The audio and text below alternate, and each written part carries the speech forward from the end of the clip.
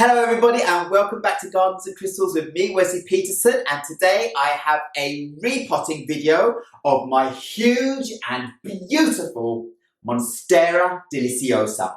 Now, she has been sitting here acclimatizing, she's wonderful, she's doing well, and she is in this plastic nursery pot that she's probably been in forever, and now I just want to put her in another pot. Not because she necessarily needs it, but because I need something better to look at when she's here in the middle of our kitchen as a focal point against this white wall. So basically, I've just bought her a big white pot with two handles on it. It suits the kitchen because it looks like a soup pot. Just going to pick it up and show you. This is the pot, very nice, and it's perfect because it reflects the light around. It's got two handles here. So she is currently in that 13-inch pot behind me there, nursery pot, and I'm going to be putting her into that white pot there that is 15 inches across and 16 high. So there isn't much space to the ceiling here, so I can't be putting her too much higher, but I've decided that this pot hasn't got any drainage holes and this plant doesn't like to be bogged down in water or too wet at all.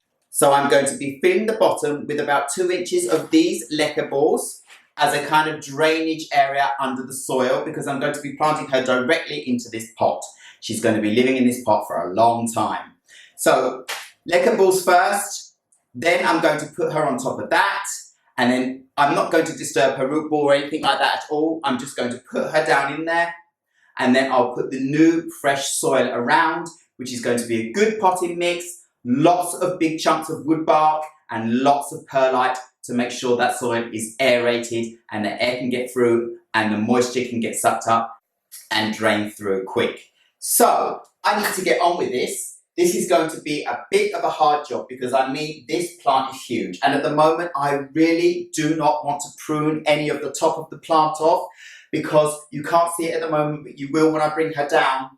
All of her big, mature leaves are there at the top where the stem has all of a sudden just got really thick and chunky compared to the rest of the plant. And you can see here, right at the bottom, we have leaves that are very juvenile. They have no slits or fenestrations.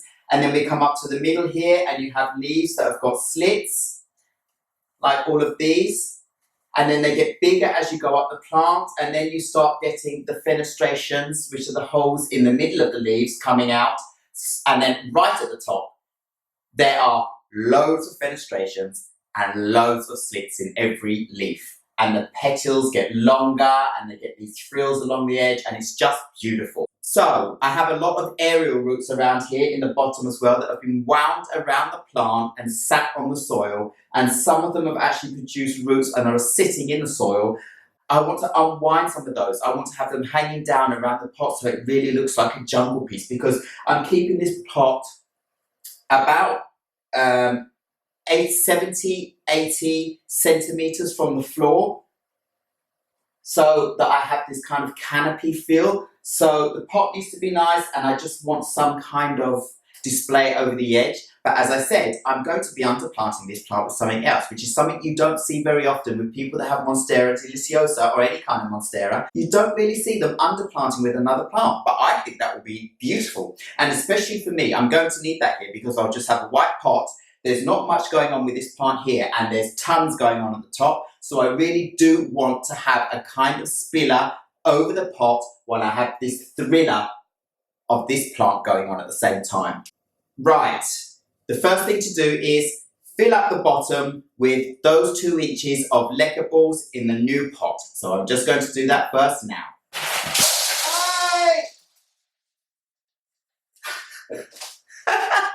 OMG, I just need to show you this. I was just about to put all the leca balls into the bottom of the pot and I dropped the leca balls all over the floor.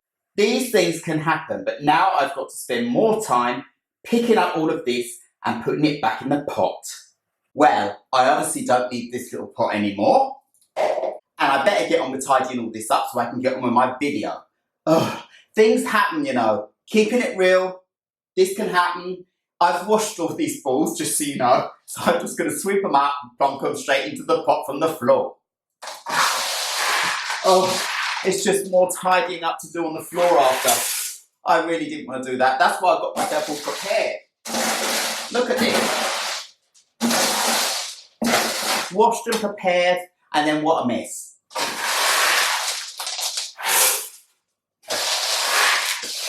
Good, I can just sweep them up quickly. Oh, what a mess. Yeah. Oh well, you know what? It always turns out good in the end. Well, for the most part. Yeah, I'll just get the rest of this done and then we'll get back onto the plant. So I've got all the floor tidied up again, just got the last bit of the letterboard to put in, and that's it. I have a nice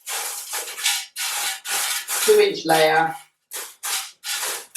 and these lacquer ball I feel are a bit important just in case anything should happen with overwatering or something like that.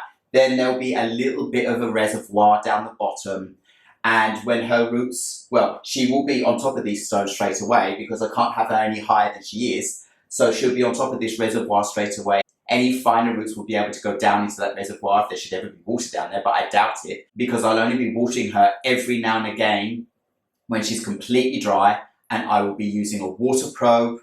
I'm actually going to buy a water probe to sit in her pot, I think, at the back, so that I can have a constant gauge. And I will only ever be watering her when that thing says dry, because then I know she's ready for some water. And I'll also be looking at the leaves and seeing if they're droopy or if they're looking thin or something like that, but never too much, and especially in a pot where there's no drainage hole. But I need something beautiful to look at. I have this and I know it's going to be fine. She's been sitting in that nursery pot there for years probably, and I mean, no problem, she's growing fantastically. You'll see that in a moment when I bring her down and you can actually see the top leaves properly.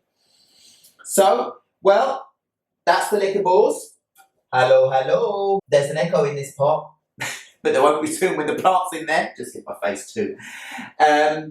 Now I need to go and sort out some soil, so I have the soil ready to put around her as soon as we get her out this pot. So, what I need to do now is get her down off the side there and out of that pot and put her straight into this. I'm not going to be pulling out roots. I'm not going to be doing anything to disturb her more than taking her out that pot and putting her in this and putting soil around the edge, and she will figure out the rest herself because there's going to be plenty of space around the edge of her pot here, a few inches. So let's get on with it. So I'm just going to start here by lifting her off this side cabinet and onto the floor. I'm just really hoping now, crossing my fingers and everything, that I will be able to pull her up out of that pot and put her straight into this one with no problem, but we'll see. Bring her down first. She's so big. Oh, and I need to be careful with her aerial roots. Now look at that, isn't she amazing? This is my queen. She's a queen. Look at the size of this leaf. And look how beautiful it is. And look what I was talking about with all these beautiful fenestrations inside the leaves and all these big slits. Lots and lots of them. This one has 2, 4, 6, 8, 10 fenestrations in the leaf, and lots of these slits and the frilly bits on the side. A thick stem here growing really, really thick. A lovely baby leaf coming out here. She is just gorgeous. And look over here, lovely leaves. These ones have got slits. It's just the ones right at the top here that have these big fenestrations in the leaves. And these ones, these younger ones coming out, they're all full of beautiful big fenestrations. This is a lovely Monstera Deliciosa. It's got air roots coming out like this. Look at this. That is just lovely. The stems, oh, I just love this plant. And if I was living somewhere where I had more space to keep this on the floor, well, then I would do it. Then I could see all this. But she can't be on the floor here. She would take up the whole kitchen. I want her to be up like a tree, but I want that feeling of a canopy as well. And I'm sure with time, as she figures out where the new lighting is, her leaves will come a little bit more further down and a little bit outwards as well, instead of reaching up like they are now. Because when this plant was in the greenhouse where it was, the light was coming from above and she was reaching up. But my window here is on the side and it's an east-facing window, so there is some light that filters through during the day a little bit, and then it's like indirect light for the most part, but never really powerful sun. and it's not for a very long time, so she won't get burnt or anything like that. These plants cannot be in direct sunlight for very long. So now I'm just going to try and pull her out of this pot she's in and see how it goes. So I need to move the camera down again. Okay, well, you can't see me, but here goes. I'm going to try and pull this plant out now and put her over into the other pot.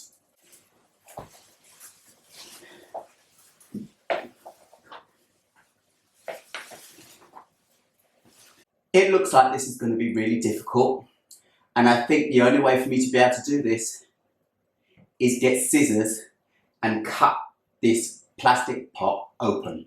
So I'm going to do that. I don't want to keep pulling and damage anything. I'm literally just going to cut down this pot and rip it open that way. Even more dirt all over the place again. But here we go. And I haven't got any good scissors either to open this pot. So it could take a bit of time. Just get through the lip and then the rest should be okay. I want to get her aerial roots though.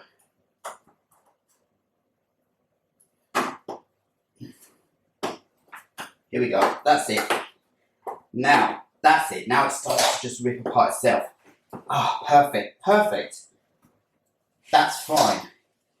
Just as long as we can get down there. I can actually feel that she's really quite moist in this pot too. And I haven't watered her at all. She's obviously been watered just before I bought her. So that's one side. I'm going to have to turn her around to do the same on the other side so I can kind of peel this down in some way, which is halfway here. All those aerial roots. Break the lip again.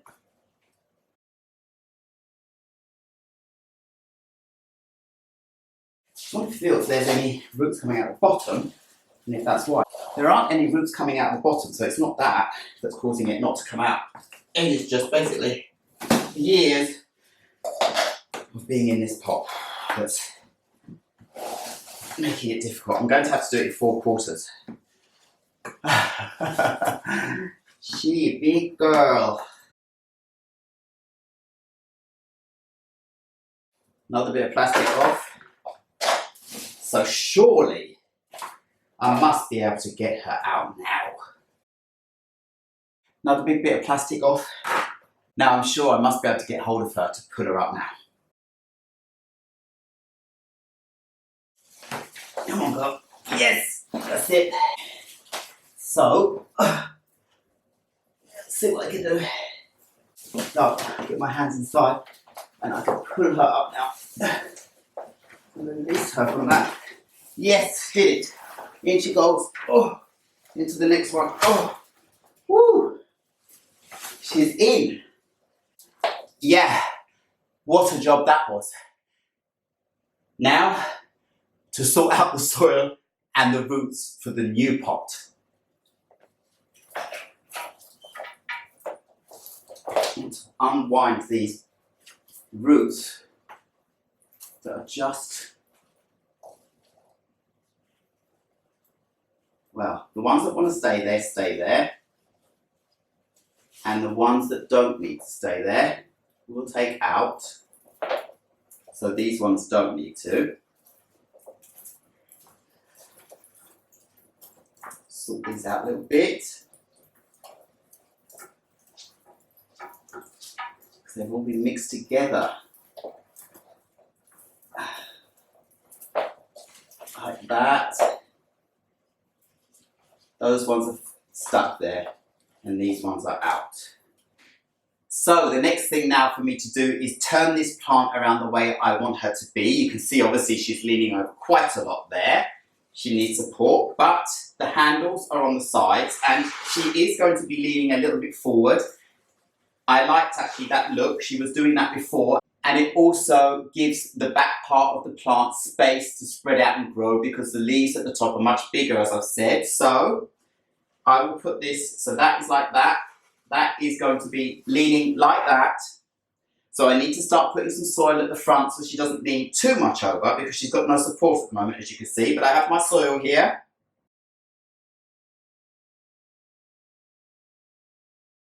It's good. I'm wondering if I can't just tip up this soil in like this so I can just push it down to the edge afterwards. There's a lot of space for soil to go down there. So she's standing up at that angle that I want her to, which is brilliant, because now I can just put the last little bit of this soil in, but I need to go and make another batch because I need a lot more. She has a good inch of extra soil all the way around, maybe 1.5 inches. So that's really good for her to be able to expand a little bit. So I'm around the other side. So push this soil down here as well, along the edge. And now I'll go and make some more soil. So I have me more soil here now. So I'm just going to put that around there, those air roots a minute, to throw in and then sort out. That's the easiest way for me to do it. And I can push it down the side. Of course, I don't want it all up in the top. It's not going to be like that. I'm just getting it down into the sides first.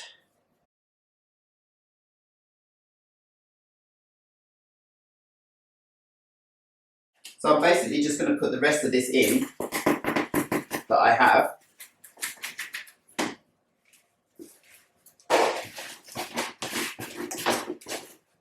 And spread it around.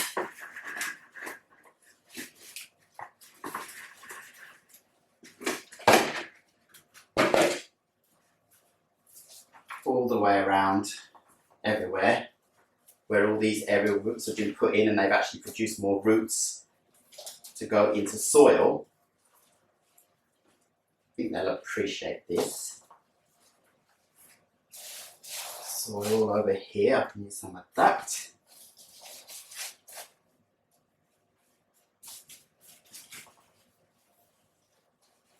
Yeah, so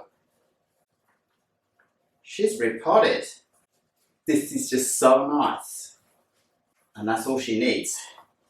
Now there's a big gap up to the top, which is good, because as I told you, in a moment when I get her up on her podium again, I'm going to be underplanting her with another plant and then filling up everything on top of that with leca balls. I don't want a big open area of this soil for fungus gnats and things like that to get into.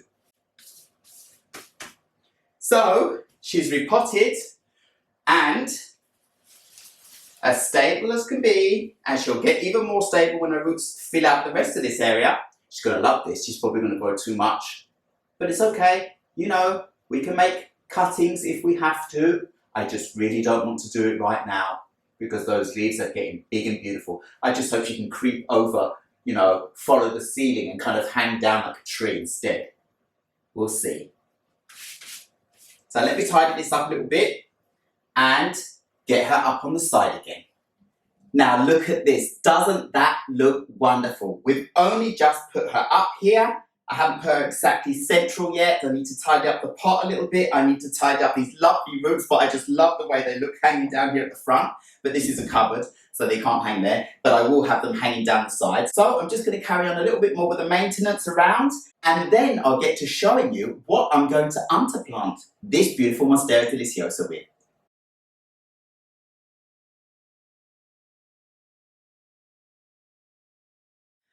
So now my Monstera Deliciosa is absolutely beautifully in place with her beautiful new pot. Now I am ready to underplant her, and I'm going to be underplanting her with another plant that I moved from another pot, and this is this. This is Philodendron hederaceum Brasil, and I had this growing in another pot with a 3-meter high stake, and it wasn't doing anything. It wasn't feeling very good. It was too dark in there. But this area of our kitchen is all white around here. And now I've planted this plant in a white pot. There's a lot of light that reflects. It's an east-facing window. We do get morning light and then it goes a little bit away, and then it comes back a little bit again in the middle of the afternoon. During the summer, the sun is higher, so the sun comes, but it's not direct for a long time. But there's a lot of bright indirect light coming in here, which is absolutely fantastic for the Monstera Deliciosa and this Philodendron hederaceum Brasil. And I think they're going to be a nice combination together with this lovely yellow streaks in these leaves, as you can see down there and you can see here. So this plant is happy. It's just all bits and pieces. Basically, it's kind of like loads of little cuttings. But I don't just want to see the white pot with nothing going on down here when the rest of this beautiful plant behind me is all up there. I want to have green hanging over and spilling over straight away. So we'll plant this, and I will have two plants in one pot that will absolutely beautifully complement each other and give us something wonderful to look at all the way through the plant. So let me just get planting. So of course I want some of the nicest pieces at the front that are longer. Look at these leaves. They're absolutely beautiful. They're starting to turn more of a green, a limey green, rather than being yellow, because they weren't in a light enough position where they were. But I'm sure here that will flush out yellow again.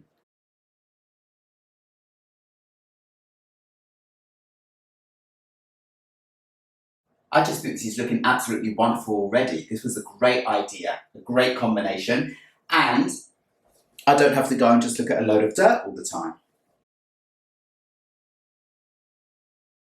Some longer pieces like this that I can just put at the back. This hasn't got much root, it's quite dry, but the leaves are still fantastically happy. Now I just have a couple more pieces and I'll be done. So now that I've finished planting the Philodendron hederaceum Brasil underneath this Monstera Deliciosa, I'm really happy, it looks beautiful. I'm just going to get some lecker balls and cover the top of the soil now, and then I'll be done with the repotting, and I just need to do the tidying up.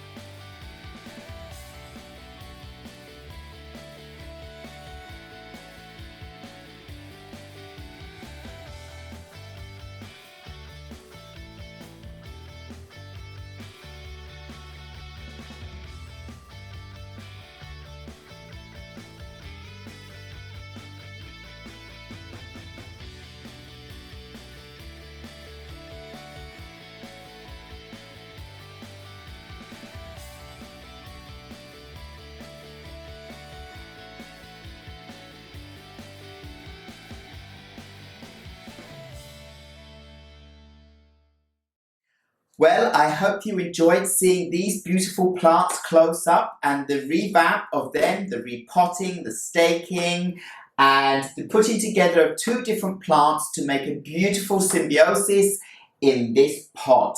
And you know, out in the wild, plants are all mixed together and they grow absolutely wonderful. So why should we just have one type of plant in one pot all the time? I think the combination here looks more wild, it looks beautiful. And as I said, I want to have this feeling as if I'm sitting under a huge tree in Thailand and having some beautiful plants around the bottom as well. So I have my beautiful thick, lush Monstera Deliciosa above and my beautiful Philodendron hederaceum Brasil below with yellow tones. And look at this white pot, it accentuates that lovely green colour coming out all the way through these plants, as well as the white walls all around and the bright red chairs I have by the side.